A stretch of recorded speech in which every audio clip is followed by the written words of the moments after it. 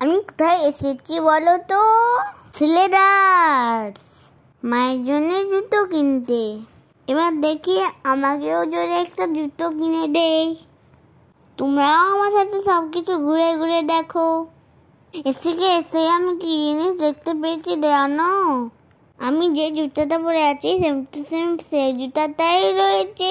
এই দেখো, আমি তো দোকানে এসেই বলে দিয়েছি আমার জুতা না কিনলে মায়ের জুতা দেখতেই যাব না। কি কি জুতার কালেকশন আছে তোমরা তোমাকে পছন্দ করে দাও না প্লিজ। এই ইয়েলো জুতাটা তো আমার আগের ইয়ারে ছিল। দেখো তোমরা সবাই জুতোর কালেকশনগুলো দেখে নাও। বাচ্চাদের জুতোগুলো কত কালারফুল। আমি বেশ কয়েকটা জুতো পছন্দ করছিলাম, দেখছিলাম, আবার সেটা নিজের জায়গায় রেখে দিচ্ছিলাম। এই জুতোটা কেমন বলো না?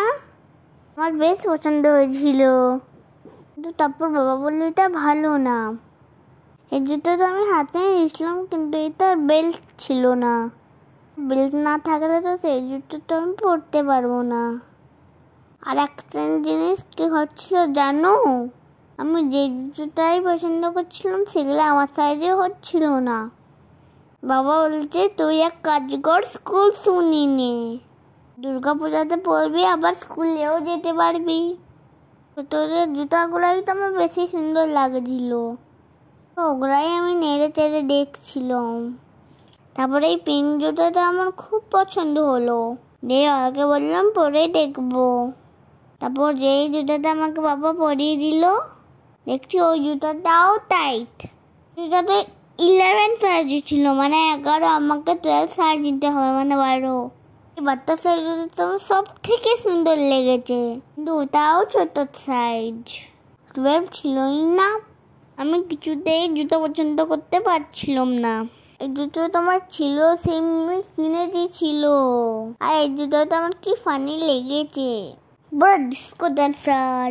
তারপর দেখো যেই জুতোটা আমি পরে দেখছি ওইটাও আমাদের পছন্দ হলো, ওইটা সাইজও আছে, পছন্দও হয়েছে।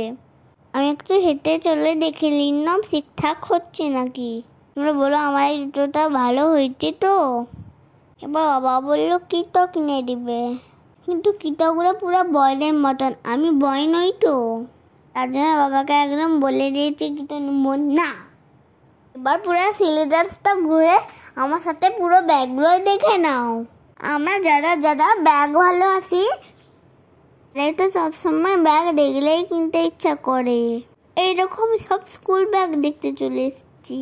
আমি এখানে একটা সফটওয়্যার ব্যাগ ছিল, আমার খুব কিনতে ইচ্ছা করছিল, কিন্তু তো মিমি আমাকে একটা সফটওয়্যার ব্যাগ কিনেছিল, তার জন্য আর ওটা কিনিনি। এবার চলো ব্যাগ তোমরা দেখে নিলে, এবার উবরে যাই মা জুতা তো চুজ করতে। উপরে চলে এসছি, এবার তোমরা জুতাটা দেখে নাও। আমি মাকে মজা করে বলছি এই হোয়াইট জুতাটা কিনে নাও। আমি যত ফানি ফানি জুতা দেখছি সেগুলোই আমাকে কিনতে বলছি। এই দেখো এই জুতাটা জাস্ট তোমরা দেখো, কে কিনবে এই ফানি জুতা বলো তো? ঠিক আছে, আর কি কি জুতা আনছে তোমরা একবার দেখেই নাও। দেখো এখানে একটা পুচকু বন্ধুর সাথে দেখা হয়ে গেছে, আমি তো আয়না দেখতে পেয়ে গেছি। আমি আয়না নিজেকে ভালোবাসতে খুব ভালোবাসি, এখানে আমার মতো এমনি আয়না দেখো। কত রকম জুতা দেখলাম, কিন্তু আমার মায়ের তো পা ব্যথা, তার জন্য একটা নরম জুতাই নিলাম। ওই যে জুতাগুলো দেখে নাও তোমরা। উফ, আমার তো হেঁটে হেঁটে পায়েই ডুবে গেল। এবার এই জুতাগুলো দেখো জাস্ট তোমরা। আমি বাবাকে বলছি তুমি এই জুতাগুলো একটা কিনেই নাও। আবার নিচে চলে এসেছি, ব্যাগ ধরে টানাটানি করছে। তারপর এখানে দেখো বাবা কি করছে, বেল্ট পরে দেখছে, আর আমি বেল্ট চুজ করে দিচ্ছি। আমাদের তো সব কেনাকাটা হয়ে গেল, কিন্তু আমার পা ব্যথা করছিল বলে আমি চেয়ারে বসে পড়েছি।